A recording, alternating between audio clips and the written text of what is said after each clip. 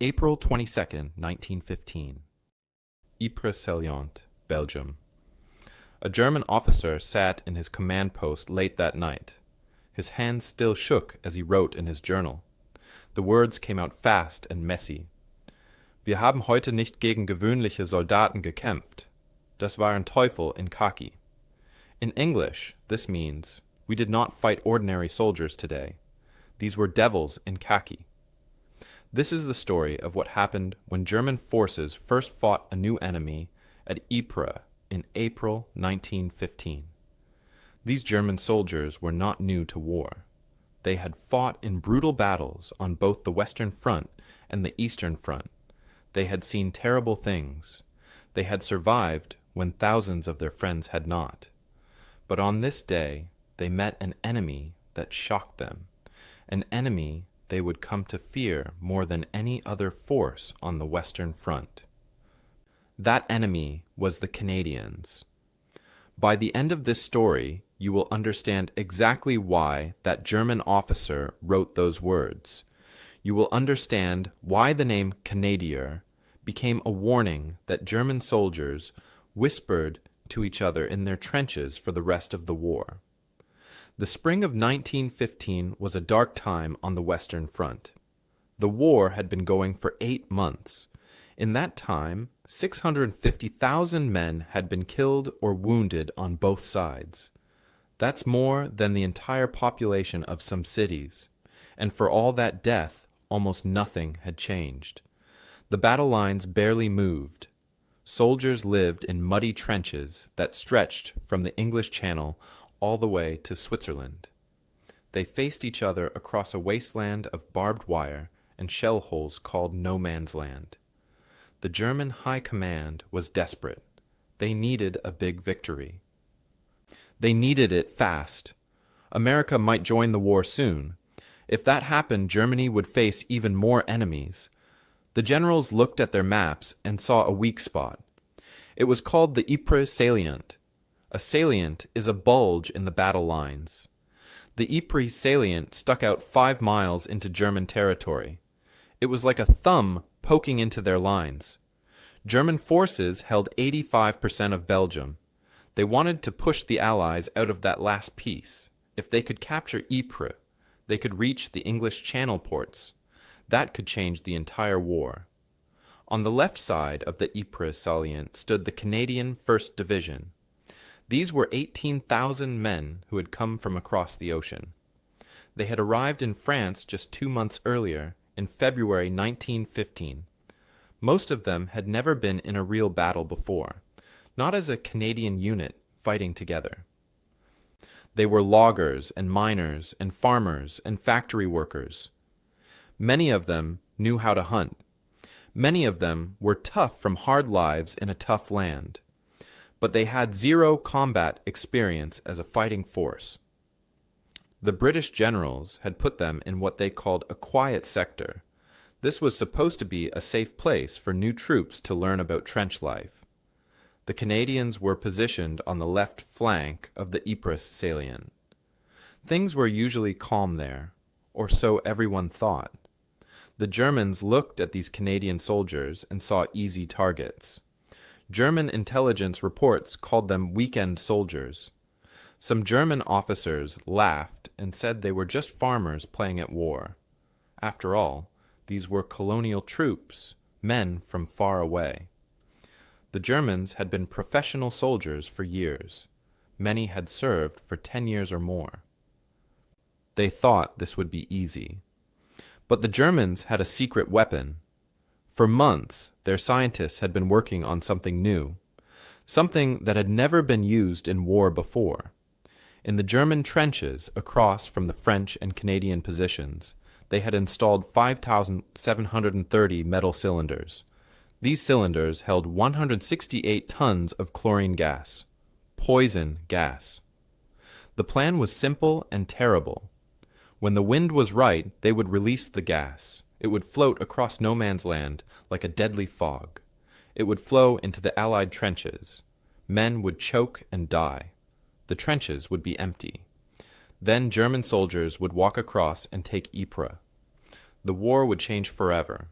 This plan broke the rules of war. The Hague Convention said you could not use poison gas.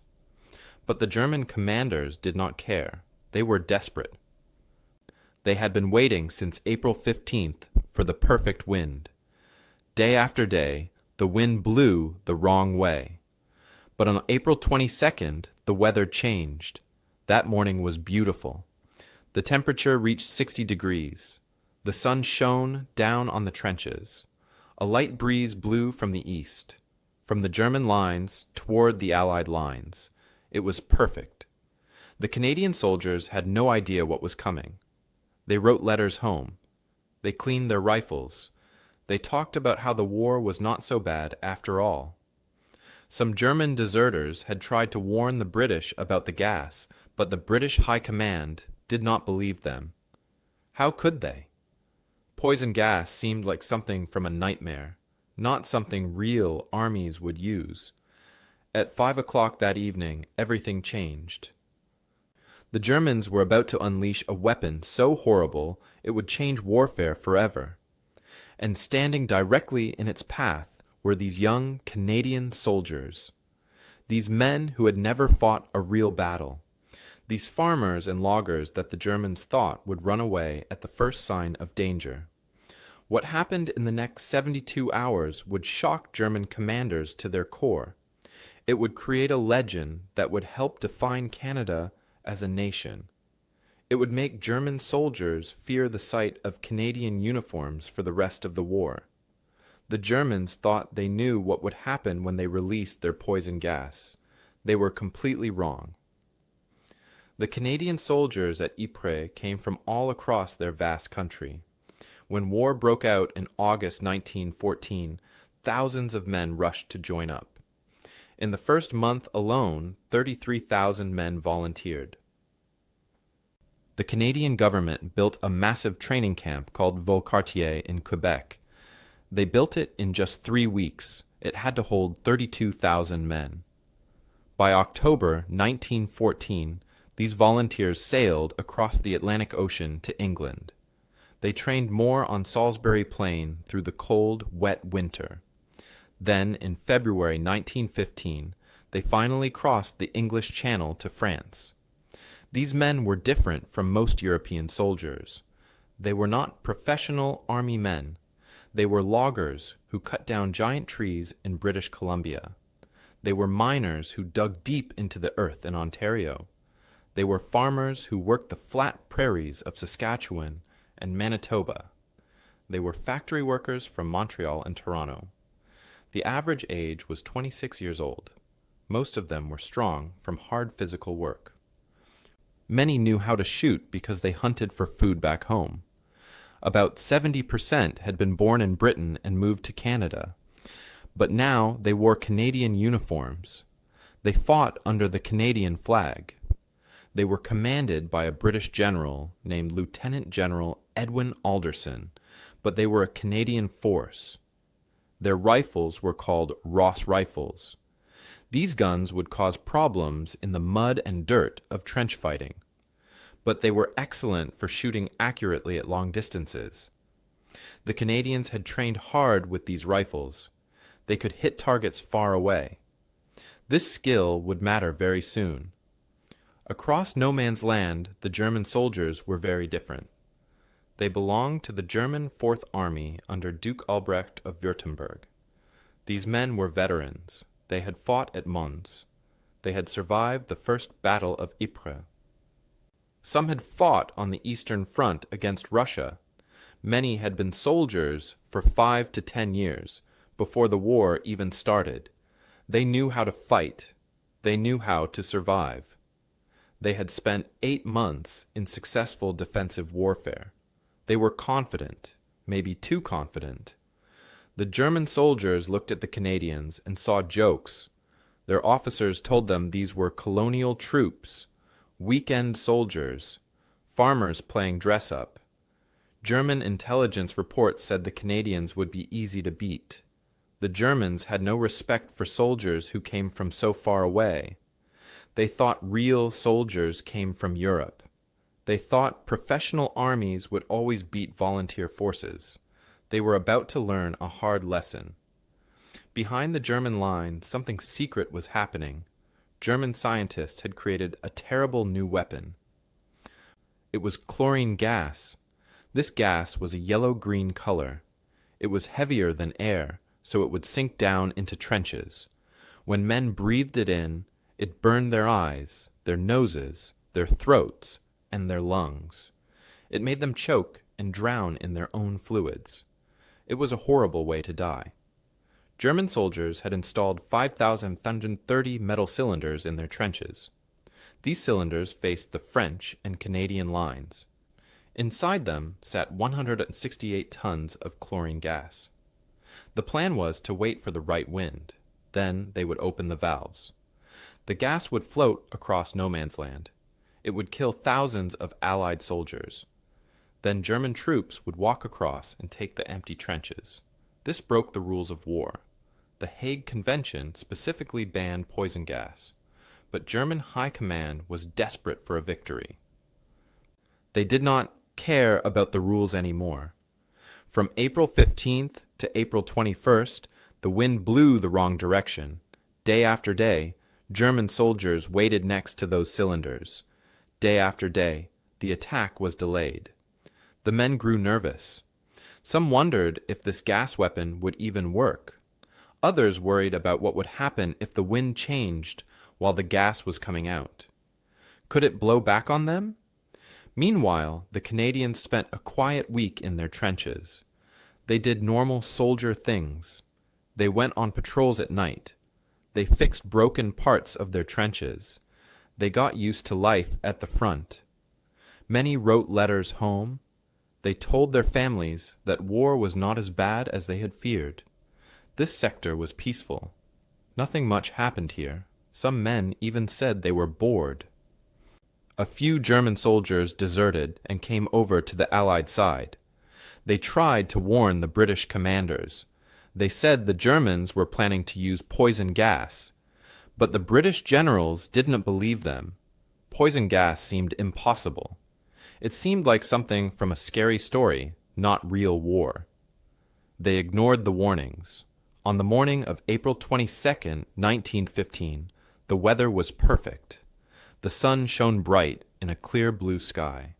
The temperature climbed to 60 degrees Fahrenheit. Men could feel spring in the air. And then the wind shifted. It began to blow gently from the east, from the German trenches toward the Allied trenches. It blew at just the right speed, not too fast, not too slow. The German commanders looked at their wind gauges and smiled. After 7 days of waiting, conditions were finally perfect. The Canadian soldiers had no idea what was about to happen. They had no gas masks. They had no training for chemical weapons. They did not even know such things existed. At 5 o'clock that evening, their quiet sector was about to become hell on earth. German artillery guns began to fire. But something was strange.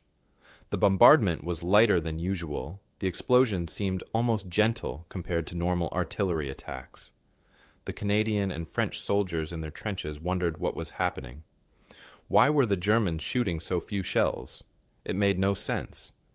Then, a few minutes later, soldiers in the French-Algerian colonial positions saw something they had never seen before. A greenish-yellow cloud appeared in the German trenches. At first, it looked like strange fog, but fog does not move like this. The cloud rose up about 15 to 20 feet high. It rolled forward slowly, steadily, like a living thing. It moved at about 4 to 6 miles per hour, just a slow walk. The cloud was huge. It stretched across 4 miles of the front line, and it was moving straight toward the Allied trenches. The French-Algerian troops stood right in its path. There were about 6,000 men in those trenches. They watched the yellow-green cloud come closer. Some men laughed nervously. Others felt fear in their stomachs. What was this thing? Then the cloud reached their trenches, and the screaming started. At 5:15 in the evening, the gas hit the French colonial troops. Men began choking immediately. They grabbed their throats. Their eyes burned like fire. Their noses and mouths felt like they were being torn apart from the inside. The gas was chlorine. It is heavier than air, so it sank down into the trenches where the men tried to hide. When they breathed it in, it destroyed their lungs. Their own bodies started making fluid to try to protect the burned tissue. But this fluid filled their lungs. The men were drowning on dry land, drowning in their own blood and fluids. Within 10 minutes, a 4-mile gap was torn in the Allied lines. In the first 15 minutes, 2,000 French colonial soldiers were dead or so badly hurt they could not fight. The ones who could still move ran. They fled in complete panic, coughing and choking and crying. They streamed past the Canadian positions, running away from the yellow cloud of death. Their faces were twisted in terror. Some were blind from the gas burning their eyes. Others vomited blood as they ran. At 5:30 in the evening, the Canadian soldiers realized they had a huge problem. The French troops to their left were gone. Their left flank was completely open, exposed, and the gas cloud was now drifting toward them. They could see it coming, smell it. It smelled like bleach mixed with pepper. The smell burned their noses even before the cloud arrived. The Canadians had no gas masks. No one did. Gas masks did not exist yet. They had no training for this. No one knew what to do. Most of them did not even know what gas was. Their commanders faced a terrible choice. They could retreat, pull back, save themselves. If they retreated, the Germans would break through. They would capture Ypres. The entire salient might collapse, or they could stand their ground. But that meant facing this yellow cloud of death with no protection. That meant certain casualties. Maybe it meant dying right there in those trenches. Behind the gas cloud came the German soldiers. 4 full divisions. That means 60,000 men. They wore primitive respirators made of wet cloth. They expected to find empty trenches full of dead bodies. They expected an easy walk to Ypres. They were confident. After all, nothing could survive that gas. The German commanders had promised them that. At 5:45 in the evening, a Canadian medical officer figured something out. He knew some chemistry. He realized the gas was chlorine, and he knew that water and alkaline solutions could help neutralize chlorine. He had an idea, a desperate, disgusting idea, but it might work. The order went out to the Canadian soldiers. Urinate on a handkerchief or cloth. Tie it over your face. The urine had ammonia in it. Ammonia is alkaline. It might help. It was crude. It was gross.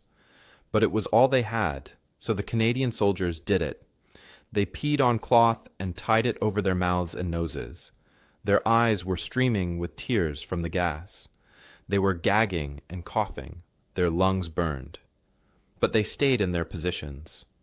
The Canadian 3rd Brigade on the left flank took the gas directly.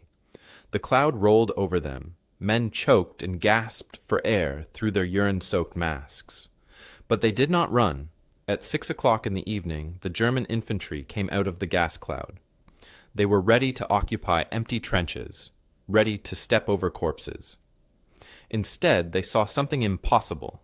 The Canadians were still there, still in their positions, rifles pointed forward, ready to fight. The Germans could not believe their eyes. How were these men still alive? How were they not running? The Canadians opened fire. Many of them were hunters back home. They knew how to shoot. Their Ross rifles were accurate at long range. They started hitting Germans at 300 yards away. The German advance stopped. Confusion spread through their ranks. This was not supposed to happen. Now came the most dangerous moment. There was still a 4-mile gap in the Allied lines where the French troops had been. The Germans had 60,000 men. The Canadians had only 18,000. Night was falling. Visibility was getting worse. German commanders stood in their positions, confused. Why had the colonials not broken? Why were they still fighting? On the Canadian side, the 10th and 16th battalions held the exposed left flank. The gas was still in their trenches. Men were fighting while they could barely breathe. Every breath hurt. Casualties were piling up. But the line did not break, not yet. As darkness fell on April 22nd, the Canadian commanders made a bold decision. They would not just hold their ground, they would attack. This sounds crazy. Their men had been gassed. They were choking and half blind. They faced an enemy with much larger numbers. But the commanders knew something important. That 4-mile gap in the line was a disaster waiting to happen. If they did nothing, the Germans would pour through it. So 2 battalions got their orders. The 10th Battalion and the 16th Battalion, known as the Canadian Scottish.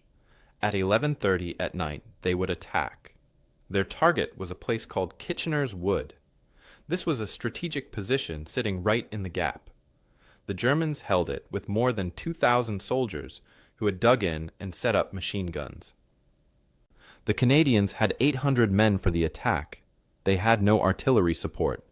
There was no time to arrange it. They would attack in complete darkness with just their rifles and bayonets. Every man knew this was likely a one-way trip. The soldiers fixed their bayonets to their rifles. These were long blades, sharp and deadly for close fighting. They formed up in the dark trenches. Many were still coughing from the gas. Their eyes still burned. Some could barely see. But they climbed out of the trenches when the order came. They moved forward into the night. The darkness was so thick they could barely see the man next to them. They walked across open ground toward Kitchener's Wood. Their boots made soft sounds in the mud. They tried to stay quiet. Every man's heart pounded in his chest. They could hear their own breathing loud in their ears. The smell of gas still hung in the air, mixed with the smell of torn earth and gunpowder. Then, at about 50 yards from the German positions, machine guns opened fire. The night exploded with light and sound. Bullets cut through the Canadian ranks like an invisible scythe. Men fell screaming. Others fell without a sound. But the Canadians did not stop. They did not go to ground. They charged forward into the fire. The Canadian soldiers ran straight at the German positions. They were screaming now, not from fear, but to build their courage, to scare the enemy. The sound of hundreds of men charging and yelling in the darks was terrifying. The Germans kept firing their machine guns. The muzzle flashes lit up the night like lightning. More Canadians fell with every second, but the rest kept coming. They crashed into the German trenches. Now it was hand-to-hand fighting. Bayonets stabbed and slashed. Rifles were used as clubs when there was no time to reload. Men punched and kicked and fought with whatever they had. It was brutal and ugly and desperate. In the darkness, you could not always tell friend from enemy until you were right on top of them. The fighting went on for 4 hours. 4 hours of struggling and dying in the dark woods. Slowly, the Canadians pushed the Germans back. Their fury was unstoppable. These men who should have been dead from gas were fighting like wild animals. The German soldiers began to break. Some tried to surrender. Others ran into the darkness. By 3 o'clock in the morning, the Canadians held Kitchener's Wood. They had won, but the cost was horrible. Out of 800 men who attacked, 600 were dead or wounded. That is 75% casualties. 3 out of every 4 men were gone, but they had closed part of the gap. They had stopped the German advance. German commanders sat in their headquarters, reading reports from the front. They could not believe what they were reading. One report said, "The Canadians did not retreat, they advanced." Another said, "Die Kanadier, kämpfen wie Wahnsinnige." That means, the Canadians fight like madmen. The German soldiers on the front lines were spreading stories. They talked about Canadians who were wounded but refused to stop fighting. They talked about men with cloth tied over their faces, still shooting accurately even after breathing poison gas. This was not what colonial troops were supposed to do. Colonial troops were supposed to break and run. These Canadians were acting like elite shock troops. The Germans thought the battle was over. They were wrong. On April 23rd, they released more gas. This time, it was 96 tons of chlorine, and this time it was aimed directly at Canadian positions. The Canadian 8th Battalion, also called the 90th Winnipeg Rifles, took the gas cloud straight on. These men were already weakened from the day before. Many had damaged lungs from the first gas attack. Now they faced another cloud of yellow-green death. The gas rolled into their trenches. Men choked and gasped. Some collapsed and died right there. But the battalion held its position for 3 hours. 3 hours of breathing poison through wet cloth.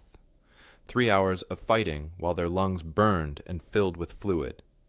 They only pulled back when they ran out of ammunition. There were no more bullets to fire. Only then did they retreat. And even their retreat was organized.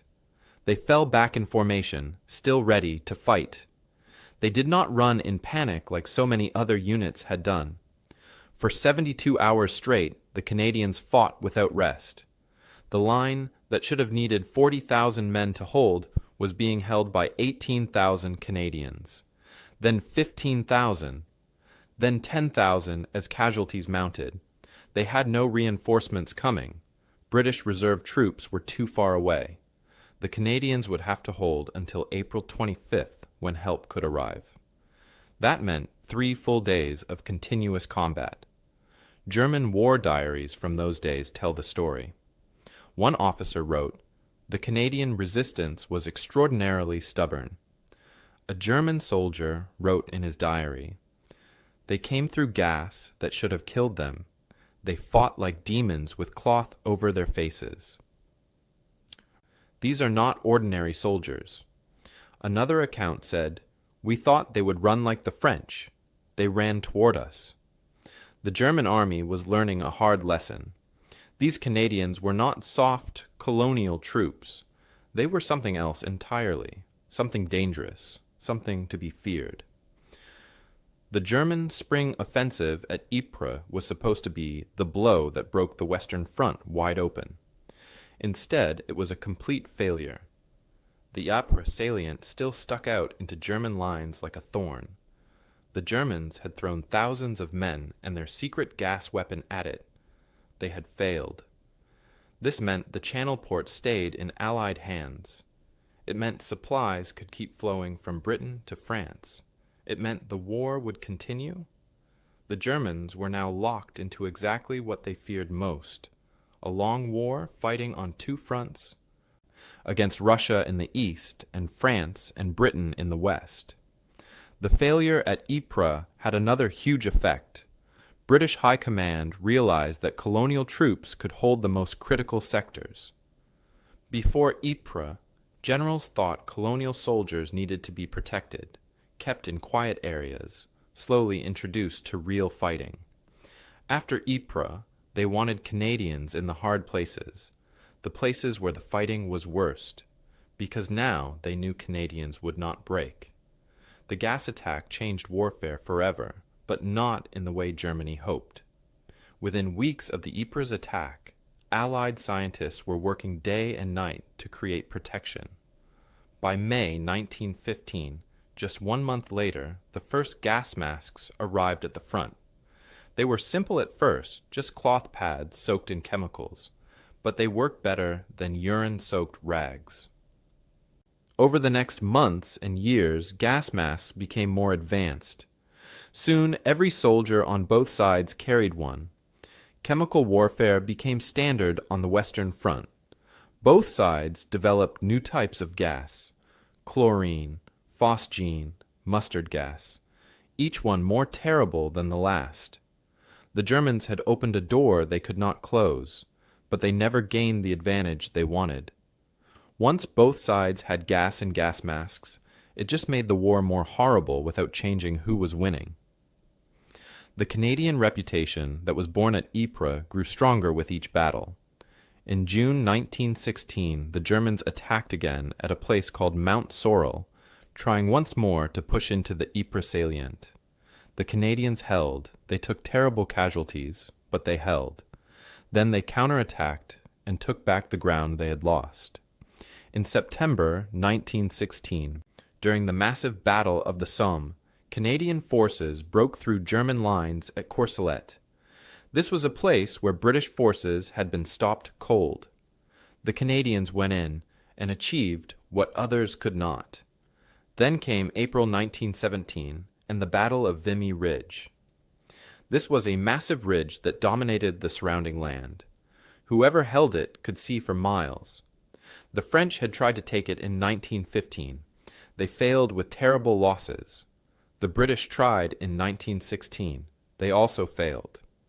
Now it was Canada's turn. All 4 Canadian divisions attacked together for the first time.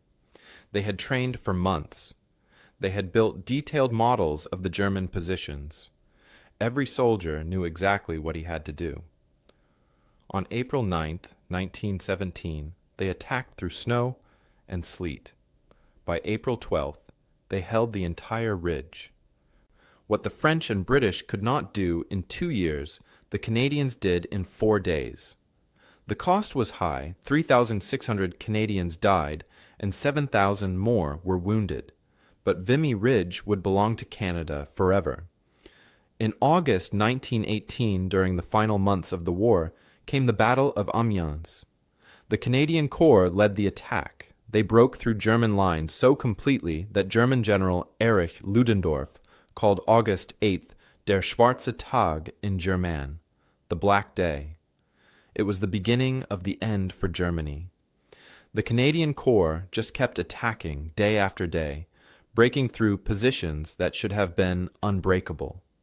From August to November 1918, Canadians advanced farther and faster than any other Allied force.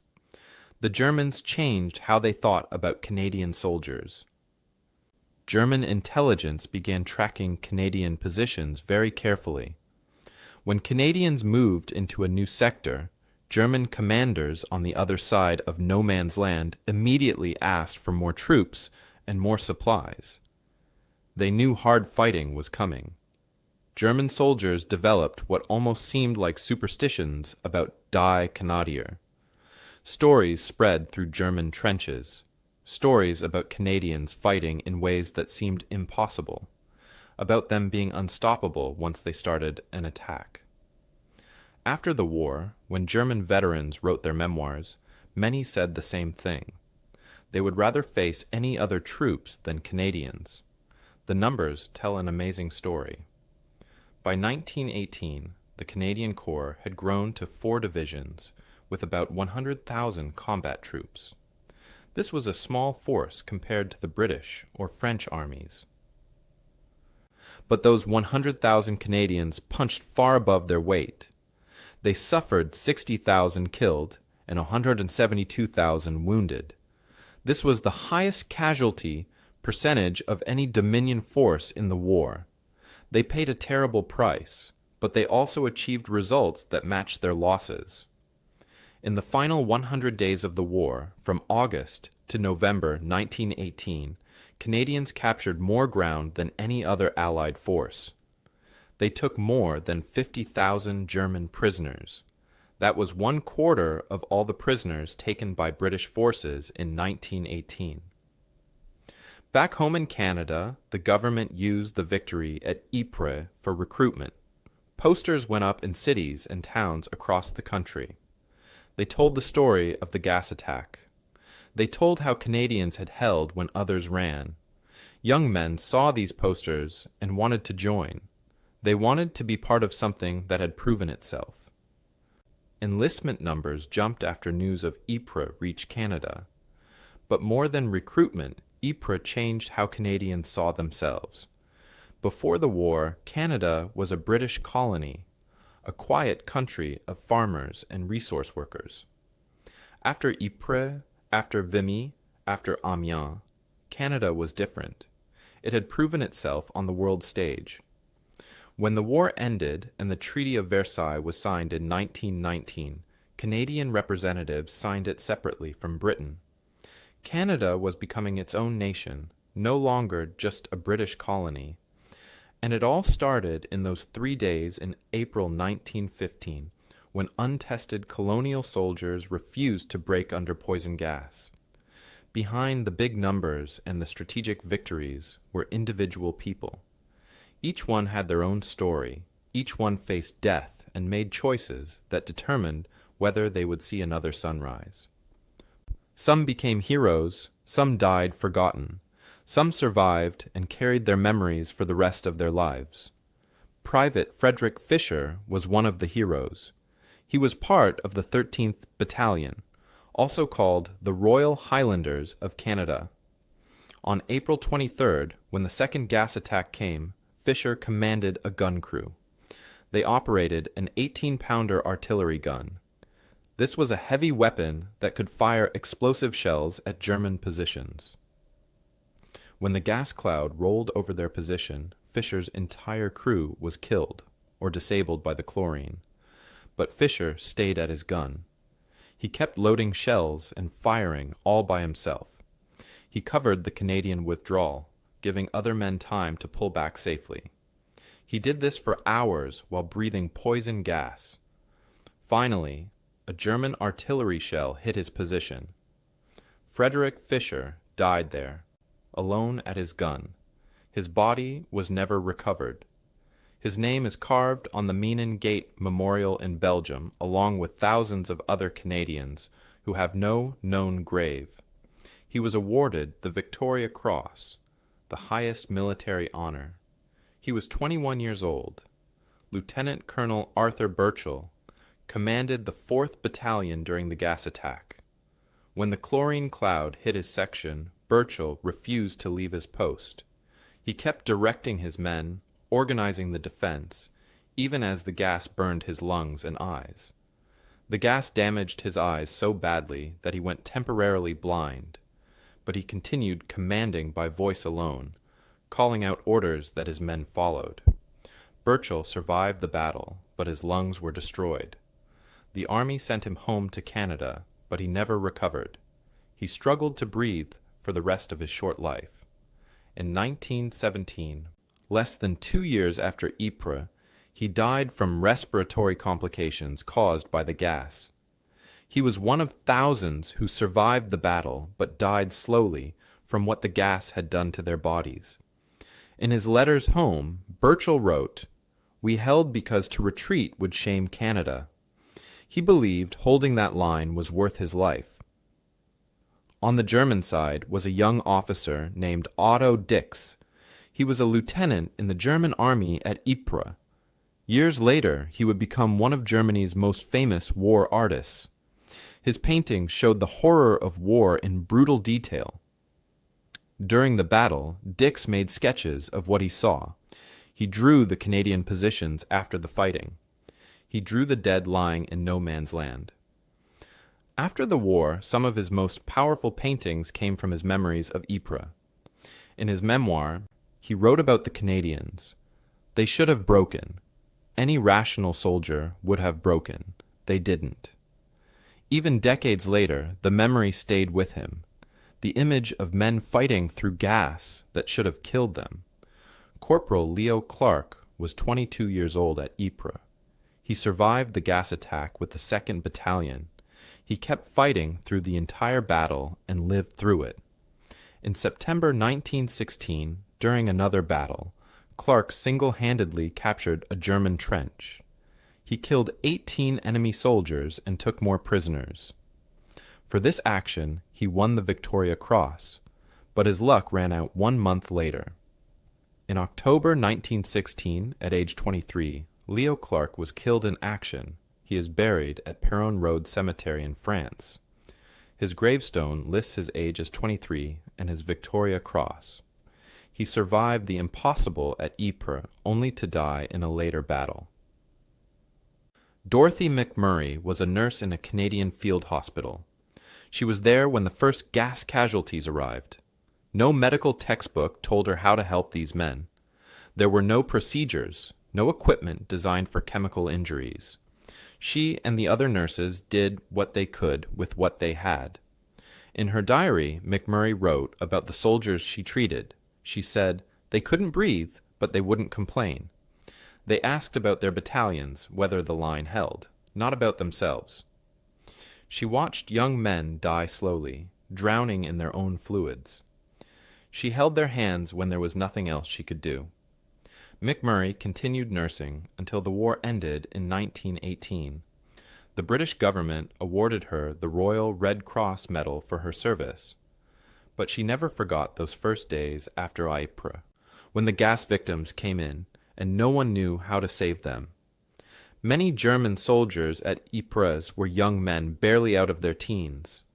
One 19-year-old private wrote letters home after the battle. His letters survived the war, even though he did not. In his letters, he wrote, "We attacked through the gas and expected to find corpses. Instead, we found rifles pointing at us." In another letter, "They wore cloths soaked in piss over their faces and still shot straight." And finally, "The officers told us these were colonials, untested troops. They lied or they didn't know." This young soldier was killed at Verdun in 1916. His name was lost to history, but his letters survived in a German military archive. The survivors of Ypres carried their experiences for the rest of their lives. Many suffered from damaged lungs. They coughed and struggled to breathe until they died. They held annual reunions in Canada, gathering to remember their friends who did not come home. These reunions continued into the 1980s as the survivors grew old. The last Canadian veteran of Ypres was named John Babcock. He lived until 2010, dying at age 109. When reporters asked him about the war, he always said the same thing: "We held." Those two words summed up everything. They had held the line when it seemed impossible, and that made all the difference. In the town of Ypres, Belgium, stands a massive stone gate called the Menin Gate. It is covered with names carved into the stone, 54,896 names in total. These are the names of British and Commonwealth soldiers who died in the area around Ypres and have no known grave. Among them are 6,040 Canadian names. Men whose bodies were never found or never identified. Every evening at 8 o'clock, traffic through the gate stops. Belgian firefighters in dress uniforms march to the center of the gate. They raise their bugles and play a song called "The Last Post." This is a military tribute to fallen soldiers. They have done this every single evening since 1928, except during World War II, when the Germans occupied Belgium. Even on the day the Germans left and the Allies liberated Ypres, the ceremony happened that very night. For almost 100 years, the bugles have played for the dead who have no graves. A few miles from the Menin Gate stands another memorial.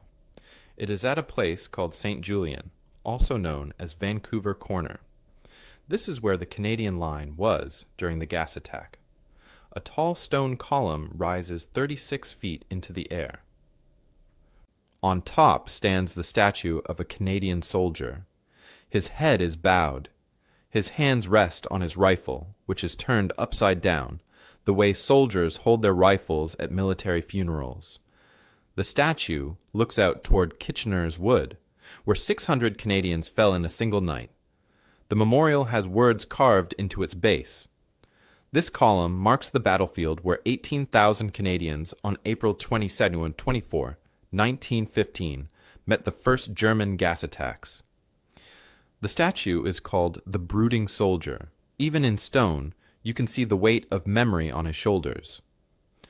The battle at Ypres changed how Canada saw itself. Before World War I, Canada was a British colony. A dominion, they called it, which meant it had some independence but was still under British control. Canadians were British subjects first, Canadians second. But after Ypres, after Vimy Ridge in 1917, after the other battles where Canadian soldiers proved themselves, something shifted. When the war ended in 1918 and the winners met in France to sign the Treaty of Versailles, Canada sent its own representatives. They signed the treaty separately from Britain. This was huge. It meant Canada was becoming its own nation, not just part of the British Empire. Many historians point to Vimy Ridge as the moment Canada truly became a nation. But Vimy would not have happened without Ypres. Ypres was where the Canadian military tradition was born. For many years after the war, April 22nd was observed across Canada as Ypres Day. Schools held special assemblies. Veterans wore their medals and told their stories. Young people learned what had happened in those April days of 1915. The observance continued until World War II, when new battles created new memories. But the importance of Ypres never faded from Canadian military culture. The idea that Canadians do not break, that they hold impossible positions and attack when others retreat, this idea became part of what it meant to be a Canadian soldier. Military academies around the world studied what the Canadians did at Ypres and in later battles. The Canadian Corps developed new tactics for attacking enemy trenches. They perfected the use of combined arms, which means using infantry, artillery, tanks, and aircraft all working together. By 1918, the Canadian Corps was considered the best offensive force on the Western Front. Other armies tried to copy what the Canadians did. When World War II came 20 years later, Canadian tactical innovations from the First World War influenced how armies fought. And once again, Germans learned to respect and fear Canadian soldiers. In World War II, German soldiers called Canadians Hitler's firemen because they always seemed to show up at the most critical moments in the hardest fighting. Something surprising happened in the decades after World War I. Former German soldiers began visiting the Canadian memorials in Belgium. They came to pay their respects to men they had fought against. German and Canadian veterans sometimes met at these memorials. They would shake hands, two old men who had once tried to kill each other. They shared a respect born from combat. The Germans respected how hard the Canadians had fought. The Canadians respected that the Germans had been brave soldiers too, even though they were enemies.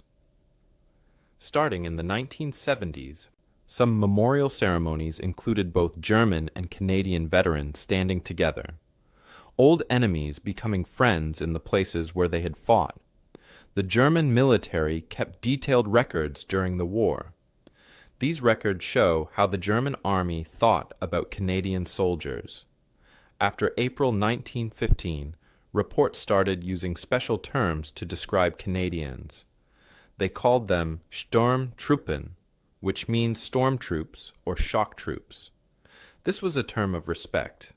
The Germans later used the same word for their own elite units. They called Canadians Teufel, which means devils. They called them unstoppable. A German tactical manual from 1916 included specific instructions. When Canadians are identified in opposing trenches, assume offensive action is coming soon. Reinforce that sector immediately. This was official German military doctrine. They tracked where Canadian units were and prepared for the worst when Canadians moved into a new area.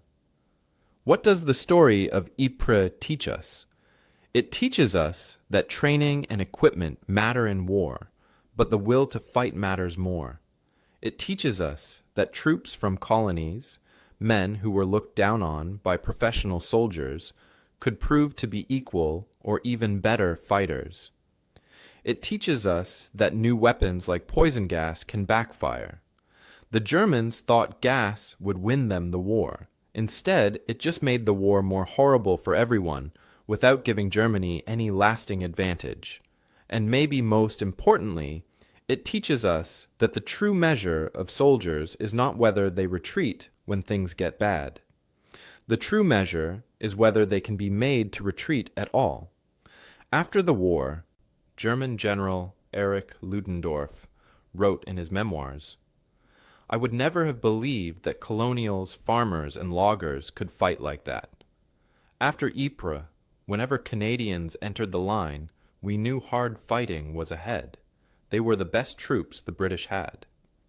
There is a photograph from April 1915.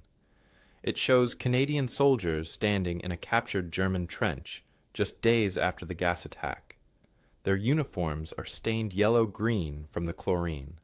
Their faces show exhaustion. You can see the burns around their eyes and mouths, but they are smiling. Behind them, the ground still shows the greenish-yellow stain where 168 tons of chlorine had flowed across the earth. Despite everything, they held. The Germans never forgot it. In April 1915, German soldiers asked themselves a question: who are these Canadians? By the war's end, they had their answer.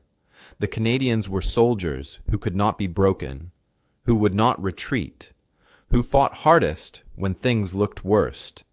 The Germans learned what it meant to face Canadians, and Canada learned what it meant to be Canadian. Not British subjects, but Canadians. A nation forged in poison gas and impossible stands. A nation that held when the world said it was impossible to hold.